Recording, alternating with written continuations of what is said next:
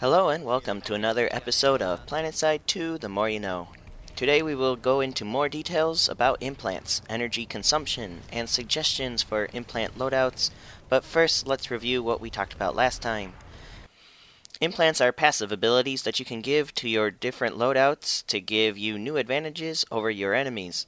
As long as you are alive, implants will drain your energy reserves. You can earn implants and chargers through the depot or general gameplay. Personally, I do not recommend obtaining implants through station cache or certs. You can craft better implants and better chargers by using the nanocycler in the main menu.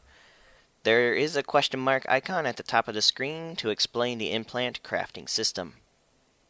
When crafting chargers, only craft ultra chargers because they give you the best value for your implants. It costs 30 Tier 1 implants to get 24,000 energy. That gives 800 energy per implant.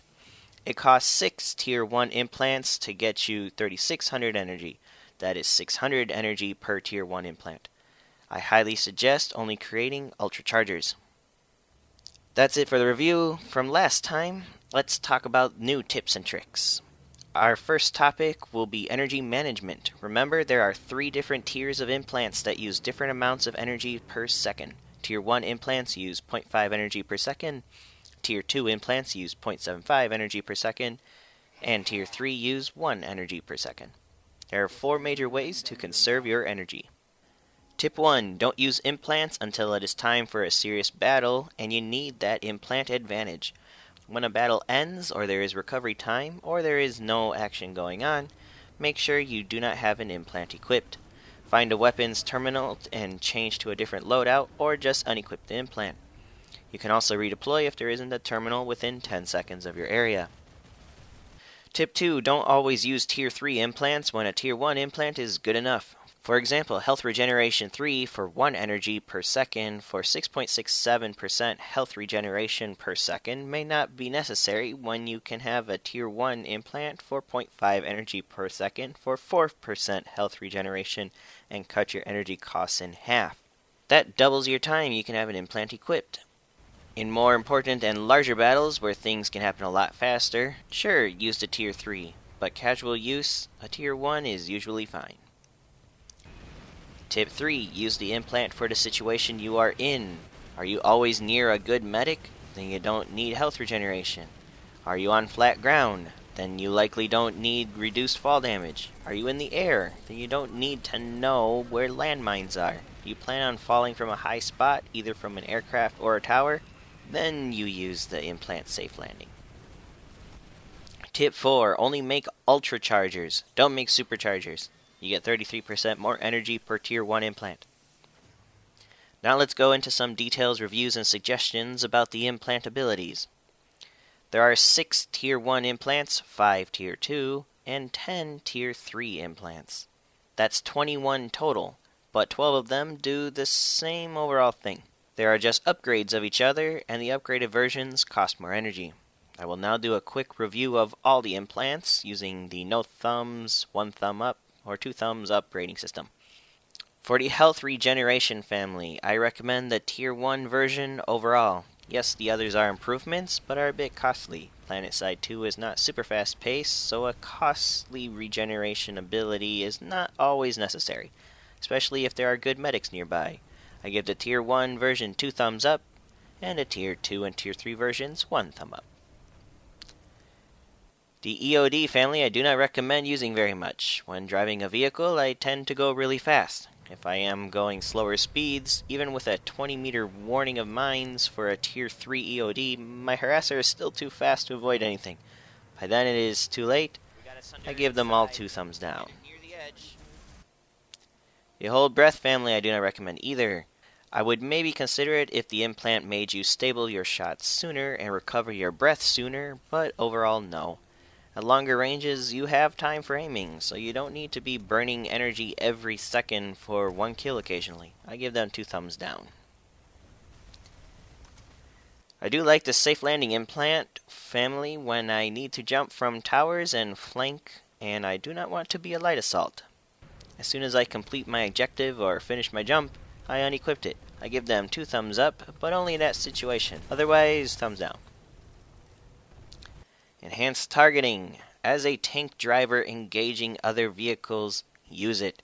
You can pick out the weakest of the bunch and quickly shrink their numbers. When I am a max, I tend to use it, so when I come across vehicles or another max, I know whether or not to engage it or bravely run away. I give it 2 thumbs up for vehicle battles and max versus vehicle battles. Otherwise, 1 thumb up. Battle hardened is good, helps with aiming, 1 thumbs up. Marker, do I recommend it? Only when I'm planning on doing lots of splash damage. Some examples might be using the Duster or Bulldogs or PPA and Lasher weapons. It also works with special grenades like EMPs, flashbangs, and concussion grenades. I have a habit of Q-spotting all the time anyways, so the overall usefulness review, 1 thumb up. The awareness implant is nice.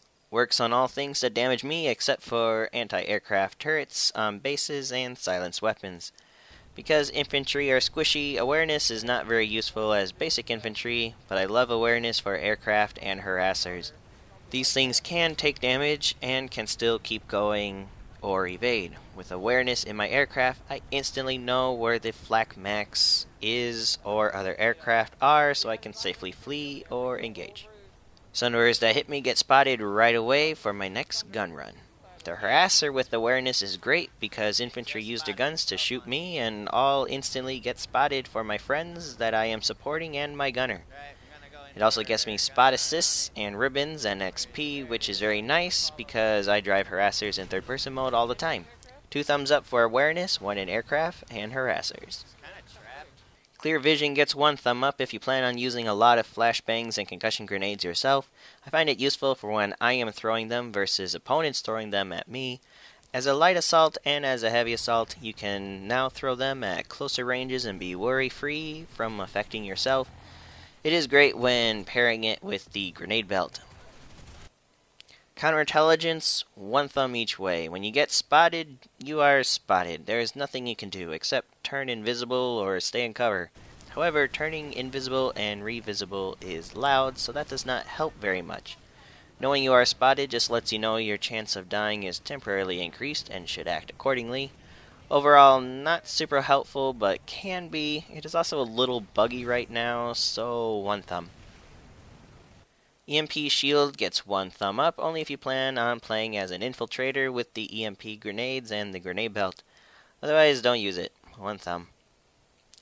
Rangefinder gets 2 thumbs down because my personal waypoint and my gaming experience with bullet drops and shell drops compensate for the lack of having another number on my screen. Useless. Too much energy for not enough info gained. Sensor shield gets 2 thumbs down from me because I am always sprinting. It is not worth it. 2 thumbs down. So there you have it, a nice guide to energy consumption and suggestions on using implants effectively based on my gaming experiences.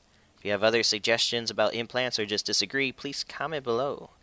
Subscribe for more helpful tips. Thanks for watching, and I will see you next time.